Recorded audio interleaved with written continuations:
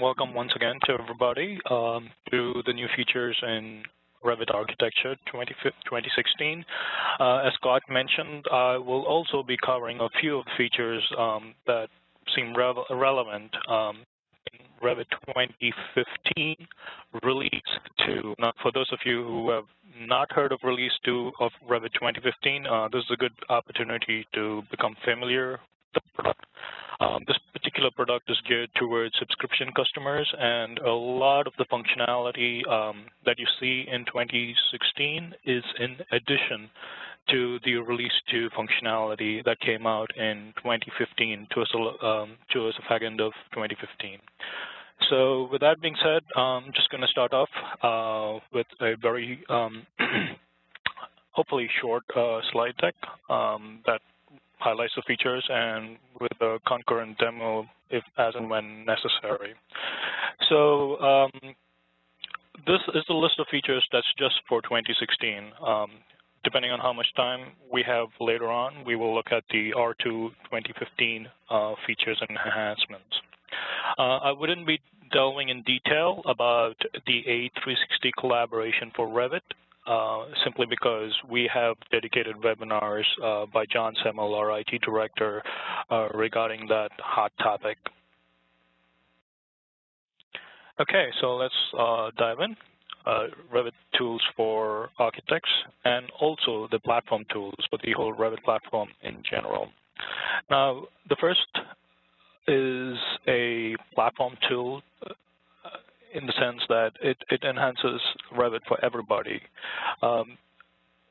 This improves the performance when navigating a view, and you can use this option by simply going to your options bar and then enabling it under graphics, allow navigation during redraw. Now, what this does, and this will become very obvious when you are working with larger projects where viewing or zooming and panning, orbiting takes much longer than it needs to. And the reason for that delay, you usually see the spinning wheel of depth. The reason for that delay is because Revit cannot show you the view until it redraws the entire view, and that's going to take some time. What they've done in this particular version is bypassed that whole redrawing process. So you can still pan and zoom and orbit your view without waiting for Revit to complete redrawing the view. Because if you think about it, you really don't care how the view appears while you're panning and zooming. What you do care is what the view looks like after you've stopped panning and zooming. So that is a bit of a behind-the-scenes improvement, but a huge improvement nevertheless for people working and teams working in much larger projects. You're basically not going to waste as much time as you did in the past waiting for the computer to finish its computation. The next part has to do with a long-standing request, a wish list item, so to speak, that has to do with what would normally happen when you rotate project north in a project. Okay, so this particular tool rotates view-specific detail elements, including text nodes, detail lines, fill regions, revision clouds, and more. Now, not all of us are lucky enough to start off our projects with the correct orientations and the correct base point. So we generally get into trouble if we try and rotate or reorient the project, say, halfway into DD or CDs, because when we do so, we lose all the annotation work that we've already done in the past. This particular, I guess, fix, it's not even a new feature. It's something that needs, that should have been thought of earlier, but thankfully it's been fixed now. Make sure that everything that's in a view rotates along with the project, especially the 2D items. So that includes decals applied to surfaces, plan view properties, view types, callouts, and so on. So in general, it's a very good improvement. It makes the program a whole lot more usable in a realistic sense. The next one is is the open sheet view. Again, it's one of those little minor adjustments that makes life a whole lot easier. Many times you will look at a view, say second floor plan, and you wonder if this view is in a sheet, and if so, what other views are there along with it. Now, you don't have to keep searching for the view or looking for the sheet reference from the properties palette. You can simply right-click and say open sheet, and it would pull up the sheet for you. Now, this particular feature does not work for legends and schedules, and if you haven't guessed it already, the reason why it does not work for legends and schedules is because now, earlier legends could be placed in multiple sheets, and since 2015, I recently discovered this myself. You can place schedules on multiple sheets, so the same schedule can be placed on multiple sheets, and that's the reason why you do not have this option for legends and schedules. Next, we have enhancements with revision clouds and the whole numbering systems. Again, this is a long-standing request. You have the ability to select multiple rows in the dialog box, and makes it easy to delete multiple revisions at once. You can change starting number for a revision sequence for a numeric sequence, for instance, to 0 or any positive number. You also have now the ability to have an alphanumeric sequence. So if you look in here, you can have a combinations of numbers and letters. You also have the ability to add prefixes and suffixes. So basically, you can do whatever you've done in AutoCAD or any other program that you've been using in the past for documentation. And now you can do the same thing in Revit without any sort of constraints whatsoever. You can pretty much do whatever you want in this case.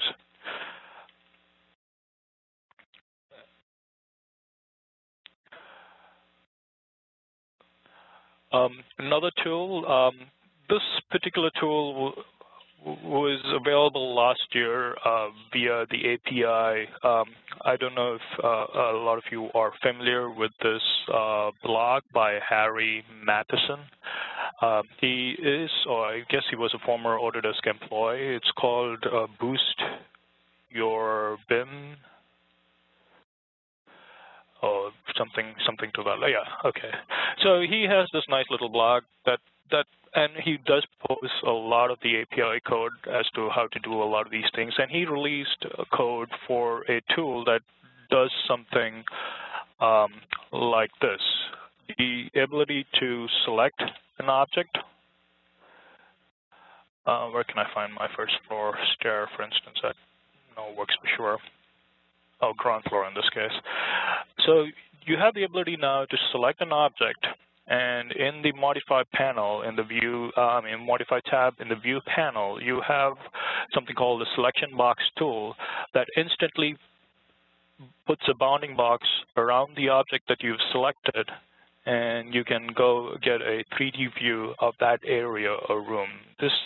I can't stress how useful this is when working on a project, and you have to quickly go to a place, go to a space in your building, and do something. Maybe add a little detail, add a little face-based object, or add a little notch on the wall.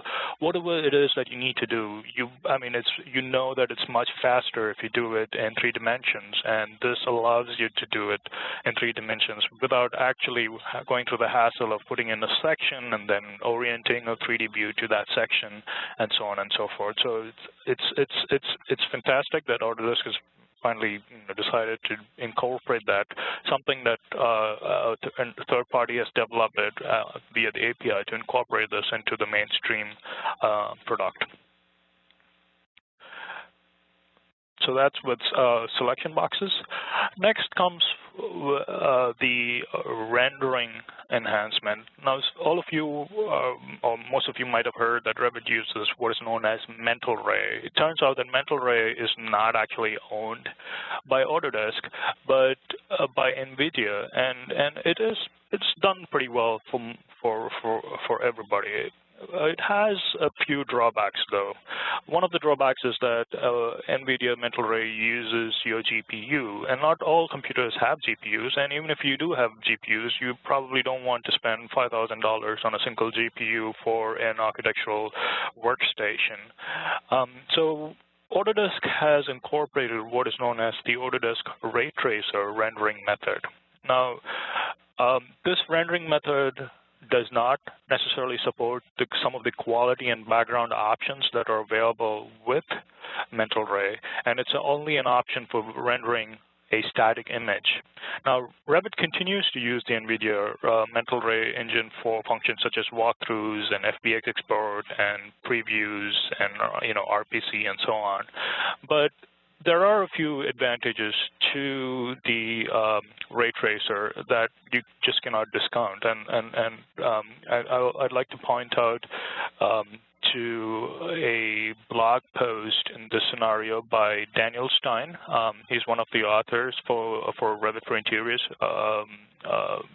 I guess the textbook that we use, who did a comparison between the two ray tracing engines that you now have options to use, and the takeaway from that is that the ray tracer uses a more accurate set of constraints for rendering a scene. So the chances of you getting something that's more accurate to reality is much higher with the ray tracer. Now, that being said, reality is usually not very appealing, if you will. You rather prefer an airbrushed version of the scene that takes a few artistic licenses on lighting and materials and colors, and therefore the ray tracer, on a low resolution basis, might give you a poorer, not that good looking result as opposed to the Mental Ray output. Now, can the ray tracer match NVIDIA? Yes. If you give it a lot more time, yes, it could. But you can still see that the subtle nuances of the gradation and the shadows and all of those things are missing in the ray tracer.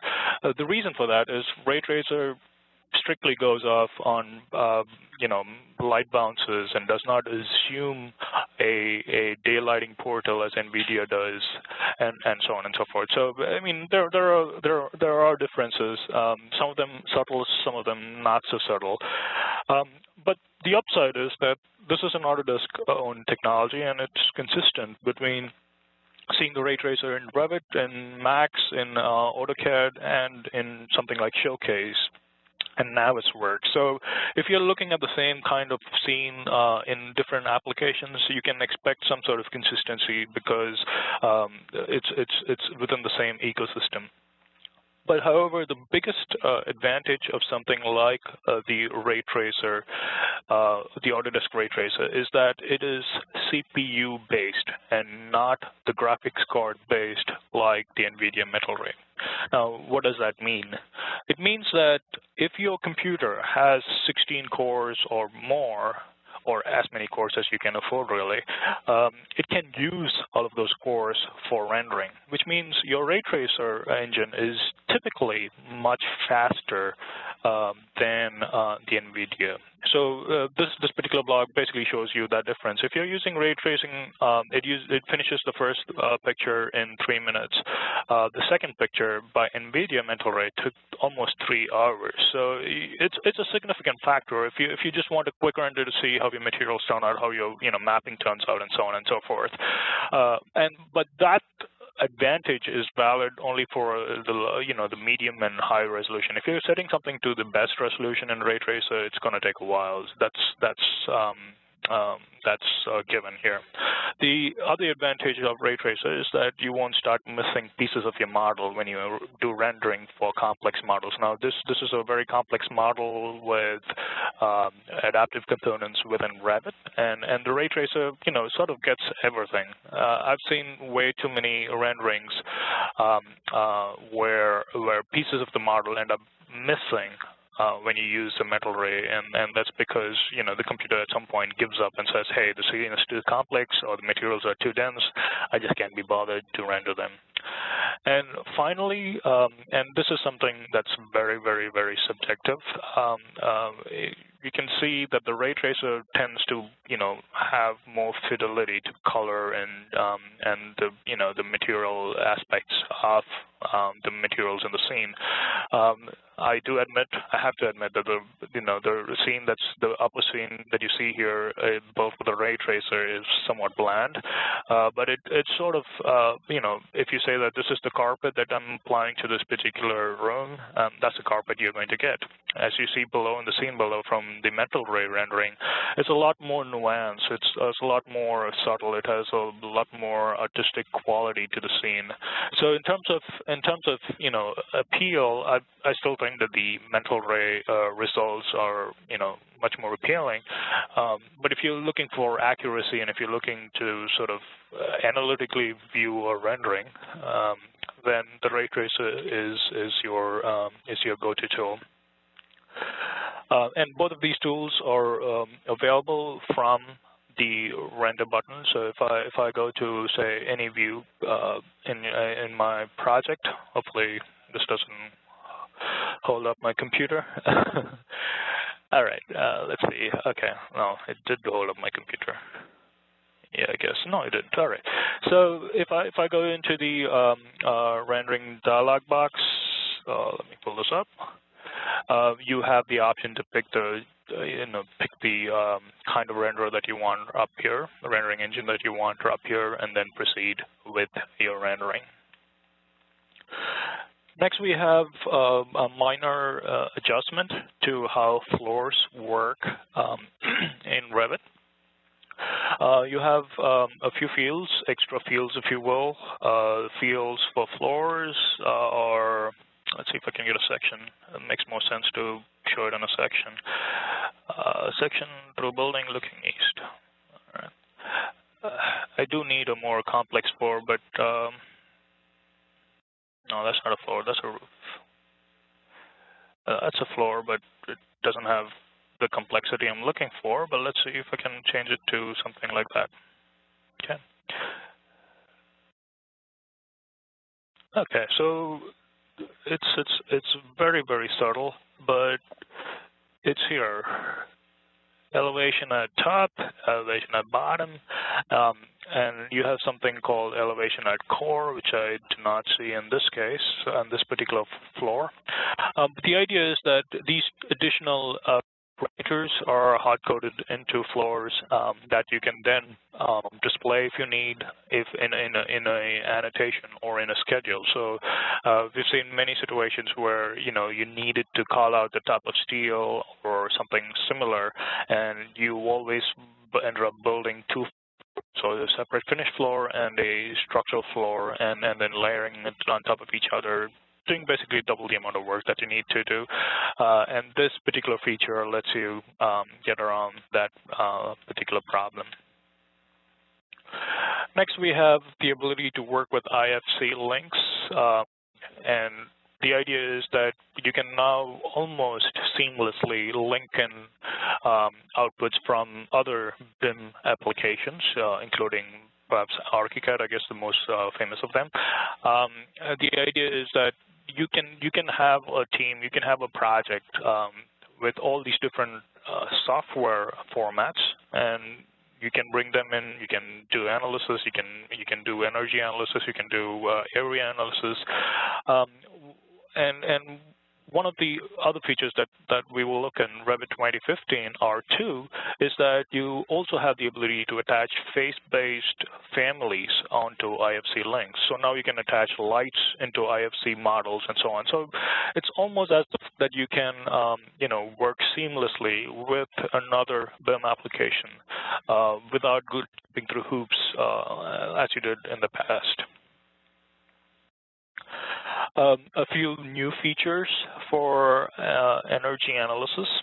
Now, to improve the workflow, the tools for the use of the conceptual mass mode and use building element mode have been removed entirely from the user interface. So if you go into analysis, I apologize, it's a little too small, but the point is that earlier, what you had here was a mode for analyzing conceptual masses and another mode for analyzing building elements. What you have now is a single mode that will do both. Okay, the new analysis mode uses conceptual masses and building elements and enables you to perform energy analysis on a model that includes both types of design. So if you have an existing building and if you are making conceptual studies for a massing object next door to the existing building, this lets you figure out what the energy use would be almost seamlessly without having to do analyze the two buildings separately. Okay, and in general, it's this whole release, I feel it's all about being able to work seamlessly between the different modes, different applications, and generally breaking down barriers. This in itself, the whole energy analysis mode in itself, is a separate topic. I'm not sure that we should delve too much in detail, but let's see if I can pull out. Well, not really. Never mind. It's nothing much has changed in terms of how it operates and how it connects with the Green Building Studio and then produces the analysis results. But it's just, again, a lot of improvements under the hood. So next we have the 360 collaboration for Revit. If you're not familiar with this, this is an online collaboration tool for Revit teams. So instead of hosting your central model on your server and have only people who are physically present in your office work on the model at any given time, or somehow do a remote desktop to that model to your server, what you can now do is subscribe to this A360 Collaboration for Revit service from Autodesk.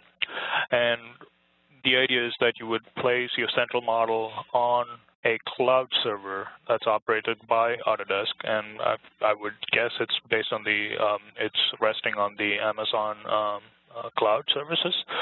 And you can access this model from anywhere within the continental United States, as long as you have a half-decent internet connection. So the workaround for this so far has been to set up a very expensive accelerator and server configuration using Revit server, and that would only work between offices.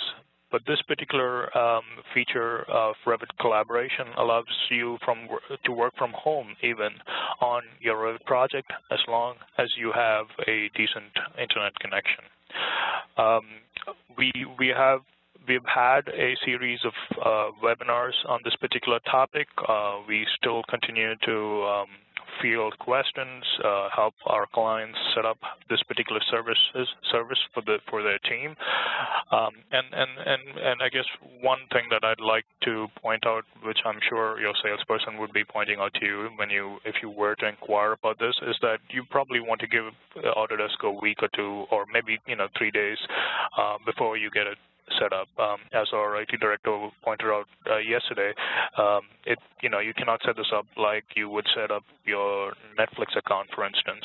So you just need to give them a little bit of time ahead, but it's quite easy to set up. There's really no sort of IT infrastructure required at your end, other than opening up your Autodesk account and managing them. Okay, with that being said, I'm just going to quickly run through the advantages of the new features that were added in Revit Architecture 2015.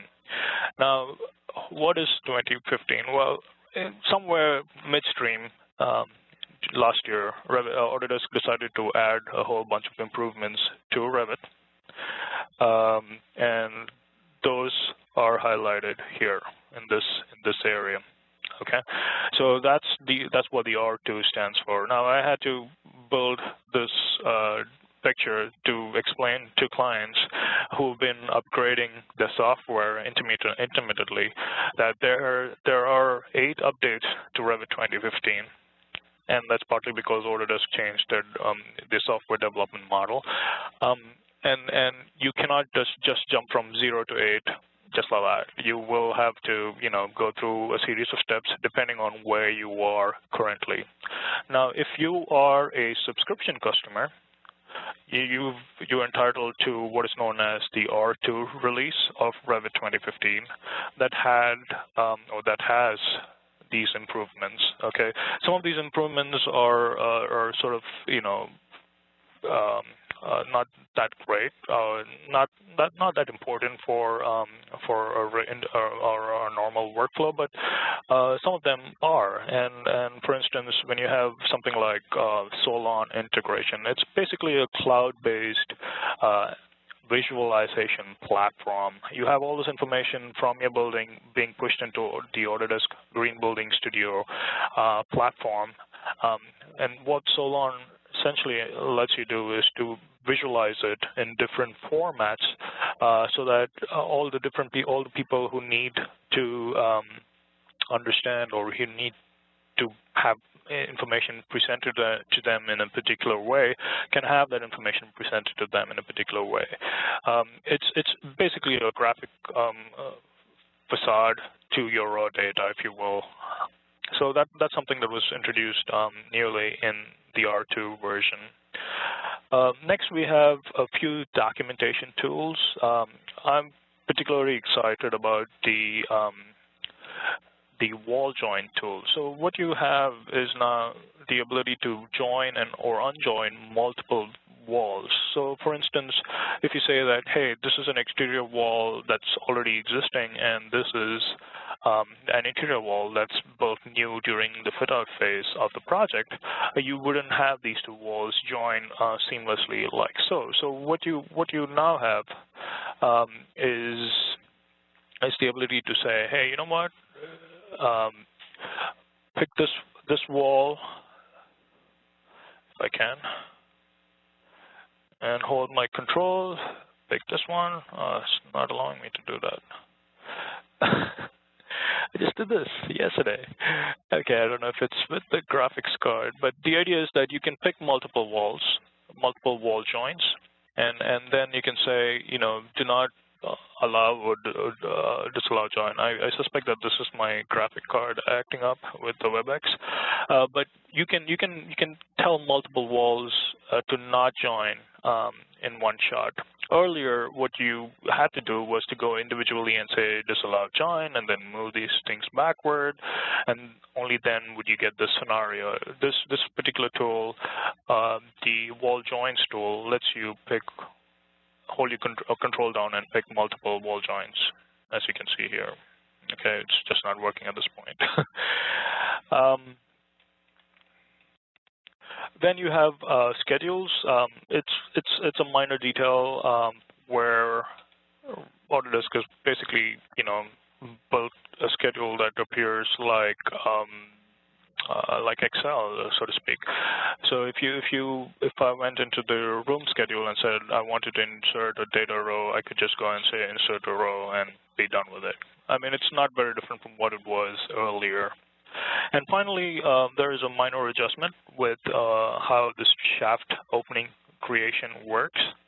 The base constraint value now by default is set by default now, and it's the level of the currently activated plan view. So for example, if you initiate the shaft opening tool in a floor or ceiling plan, the default base constraint is the current level. If you initiate the tool in a section or an elevation view, the default base constraint is the level of the plan that you select in the Go to View dialog. What this basically means is that you no longer have to create a shaft that goes all the way down to the bottom of your building and then readjust the height to get it to be where you want it to be. And this is where I mentioned about the improvements in the IFC references. You can now face IFC models. When you link in an IFC model, you can reference it for dimensions. You can for alignment, for snapping, and hosting some of the face-based families in the Revit model. So also when you link an IFC file, its elements are assigned to a default face. For example, another team designs the architecture model, and you link its IFC file so that you can design the interior. So basically, you get the chance to put in rooms, you get the chance to put in face-based families, and then do whatever you want from within this IFC shell. And also, you have the ability to update the original IFC file and reload the file just like you would work in with a Revit link. Okay. A few improvements with perspective views, very, very subtle. You have a lot more flexibility in terms of editing objects. If you recall, or if you tried to do this before, previous versions of Revit would not let you do anything within the perspective views. Now you have the ability to select, you have the ability to drag and move things, so you have the ability to unpin objects if necessary. Change some of its parameters. You can align and delete objects and so on. There is also a new little feature with the camera that lets you reset the camera target if you went into a plan view and looked around and lost it and you wanted to get back to the original target view. You have that option right now in the R2 version. Now, for those of you who missed out the R2 version, it's not a problem. You can just use 2016, and all of these features are available in the 2016 version. Now, this is a very interesting tool for or enhancement, if you will, for perspective 3Ds. So, for instance, if I had a perspective view like so, and then, so if I had a perspective view like so, and then suddenly I decided, hey, you know what, there is something funky hanging out of the building like this, some of the signage is switched. I'd like to be able to change it. I'd like to be able to reorient it, so to speak. You typically had to go to a default 3D view and make this change, or you had to find some other view. You cannot make a major change from within the perspective view.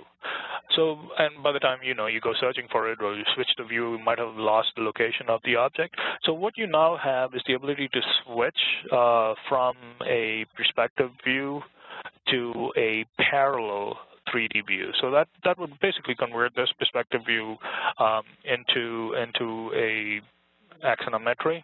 And you're looking in the same angle, but now you have the ability to just go in, zoom in, and do whatever you need. Now you have the ability to pick a new host, if you will. It's a reverse, but there's nothing much I can do at this point. But that's essentially the idea. You don't have to find another view and get lost, and then someone calls you or sends you a text message halfway through, and then you forgot what you were doing, and basically wasting a lot of time when you did not have this. So this I think it's a very nice improvement to have for your application. A few platform enhancements for the 2015. This has to do with how the reference other view works. For those of you who haven't already noticed, you can simply do a search. Okay, and then let's say I'm looking for the ground floor plan. I can just type in ground, and when I say next, you'll see on my project browser the text gets a gray background. It's a little too subtle for me, but at least you can tell what it's trying to select or what it's finding. So basically a text-based search integrated into the project browser. You also have the same ability to use the search feature for callouts, for reference other views, and the like. Now, This particular performance enhancement results in faster updates to views that contain multiple instances of families. Now, Autodesk has optimized the rendering of multiple families in a single view by taking better advantage of the video hardware. Not really sure what that exactly means, but the idea is that when you have a very complex scene that you see on the right here, you should notice, and of course it's kind of difficult to test it out and see if it really makes a difference, but you should notice that the view is able to move faster and regenerate faster simply because of the way they've structured the background data for this. Okay, this is somehow tied, and again, I'm not particularly clear, and the Autodesk documentation is not very clear on how it does that, and probably it's a delicate balance between how much information to release to the public so as to make them believe as opposed to confusing them. So I understand why this is a little murky, but I have noticed when working with previous version and current versions on the same project model that the later versions, the 2015s and the 2016 versions of the software, are generally a little more responsive with larger files compared to the previous version. So if you are planning to start a project anytime soon, I would highly recommend that you start with a later version as opposed to being tied down to some prior version that's not as fast, that's not as efficient for you. We have a few PDF export enhancements. Again, this is one of those things where you might think it's logical, but there is a little bit of intelligence attached to the PDF files that provides automatically linked views and sheets.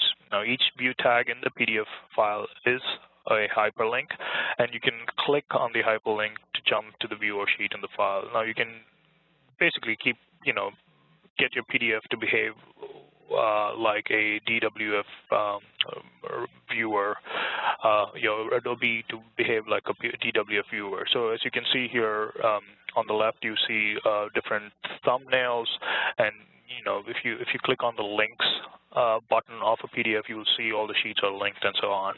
I did have somewhat limited success with linking tags, and I would attribute that to me not using an Adobe Creator, PDF Creator, but something else. So if you're not having too much success with linking tags, I would suggest using an Adobe PDF Creator as opposed to something else. I used a third-party PDF writer, and that didn't work out very well for me, although it did link the sheets nevertheless. This was a set of tools added in 2015. In 2016, I don't see it, and it's probably not yet released. But Autodesk bought up a company called Eagle Point Software that built custom-built tools for site design. So they have this whole library for landscape, for terrains, for roads. And if you've ever tried to build roads using Revit tools, you would know how painful it is as a process. The site design process, the tool lets you do this, and it's currently available only in the Revit 2015 R2 version. I haven't seen it yet. It's probably not released, or it's in the process of being released for 2016. That being said, this particular tool is not very, very easy to work with. It would help if you had some sort of a civil engineering background, because this grew, I believe, out of the civil engineering applications. But nevertheless, it lets you do things a lot easier within Revit as far as site design is concerned, as opposed to the native tools. Again, a few back-of-house improvements as far as Revit Links are concerned. This has to do with how the view regenerates. Basically, how you can get more out of your software and hardware without investing too much in the hardware. Okay. This is a nice little enhancement in the 2015 mode, and some of you might have seen this new extra tool in your Modify tab. It's called the Select Host tab. Essentially, if you have a tag that's pointing to a host, you can select the tag and get the host to be highlighted. It's again one of those little things that makes your life a little easier. And the annotate threads, what Autodesk has done has essentially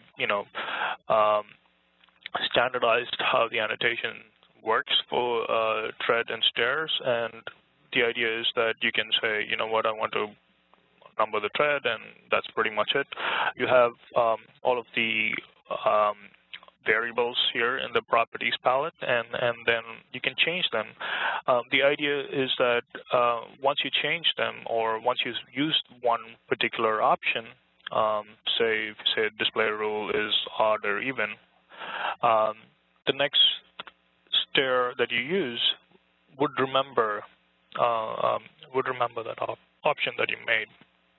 So a lot of memory being written into the application, and as an aside, there is, I don't know if it's in one of these slides. No, it's not. As an aside, if you set your thin line preview to be on over here or under view thin lines, and you say close your project and reopen your project, Revit will remember that you had set thin lines in the previous session and will make sure that the thin lines are set on for your project. So you don't have to worry about, hey, I work only in thin lines, I need to turn it on every time I open the project. You don't have to do that anymore, because that sort of almost obvious or logical memory is already taken care of for you. A few more enhancements related to thin lines. You have something called reveal constraints. This lets you take a look at temporary constraints, at dimension alignment constraints in a view, or to troubleshoot or modify elements. Now, this is immensely useful if you are prone to using constraints within the project environment, and if you want to select an object and find out, if something is constrained, but you can't really tell for sure. So, for instance, this particular wall is constrained, as you can see here. I don't know if it's going to work, but the tool is here in your view control bar. The reveal constraints mode, basically, if you had deleted that constraint and you didn't know that those constraints existed, this is a good way to quickly visualize or understand where the constraints are in this particular view, what objects are constrained, and what you might need to watch out for before proceeding to work on this particular project. Now, there is a little improvement with how, I don't know if this is really an improvement. Personally, I find it to be a confusion, but what I'm dealing with, or what I'm pointing to is the little, what do you call it? If I can draw on this. Yes, I can draw on this. Okay. Highlighter. I don't know if you can see this area that I've highlighted, but it's this area. Essentially, they've changed how adaptive points work, or the naming convention alone within Revit. So what you see here is a comparison for the old name, and this is the new name for that. Okay, so if you're used to working with adaptive components, there is a sort of a readjustment needed in terms of how you look at all these different options for adaptive points. I hope, and I'm quite sure that they are improvements as opposed to something that's done arbitrarily. All right, and I guess the last slide as far as improvements for the 2015 R2 is for how models get exported. Now, I'm sure for those of you who've tried exporting from within Revit to AutoCAD for whatever reason, good or bad, will have found that when you export and you had, say, a 3D, didn't mean to do that. When you had a 3D object adjacent to another 3D object, but somehow the wall, you know, is the stronger, or it's in sections, so it's much thicker. Revit essentially, when exporting, gets rid of this line, this edge of the table. So what you would end up with is not entire pieces of geometry that you would expect, but, you know, half pieces of geometry, things that were hidden would suddenly disappear, and so on. So they finally managed to fix it, and it's an option, and it's checked on by default. It's called Preserve Coincident Lines, and what that does is it sort of, you know, if there are things overlapping each other, it lets you leave it as is. It's not going to delete it or overlap and take away things that are overlapping each other. So that's something laudable, something that's a nice improvement to have. So with that, I would like to end the presentation.